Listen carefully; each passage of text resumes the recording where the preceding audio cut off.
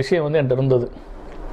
அதாவது எக்ஸாம்பிள் எப்படி சொல்லணும்னு சொன்னால், என்னுடைய 8 வயசு 10 வயசுலேயே பார்த்தீங்கன்னா எங்கள் பாட்டிகிட்ட சொல்லி வந்து எனக்கு வந்து அப்போல்லாம் பார்த்தீங்கன்னா ரோட்டில் வந்து ஸ்கூல் லீவ் விட்டாலே வந்து இந்த சர்பத்தெல்லாம் போட்டு விற்பாங்க. ஸோ அதை மாதிரி அவனுடைய பாட்டிகிட்ட சொல்லி எனக்கு இந்த மாதிரி ஏதாவது ப்ரிப்பேர் பண்ணித்தாங்கன்னா அந்த மாதிரி வந்து சர்பத்து, நன்னாரி சிறப்பு, ப்ளஸ் வந்து ஊறுகாய், இதை மாதிரி விஷயங்கள்லாம் எனக்கு ப்ரிப்பேர் பண்ணி கொடுப்பாங்க. அதை வச்சு நான் ஏர்ன் பண்ணிக்குவேன்.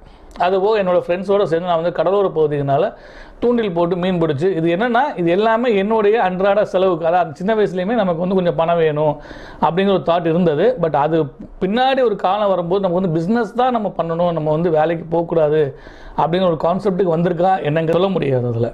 ஸோ இந்த மாதிரி வந்து என்னுடைய சிறு வயசுலேருந்து ஸ்டார்ட் ஆனது. எங்கள் வீட்டில் எல்லாருமே வந்து கவர்மெண்ட் ஜாப்பில் இருந்தாலும் நான் வந்து ஒரு பிஸ்னஸை ஸ்டார்ட் பண்ணுறதுக்காக. ஸோ இப்படியே வந்து என்னுடைய ஸ்கூல் படிப்பு முடியுது.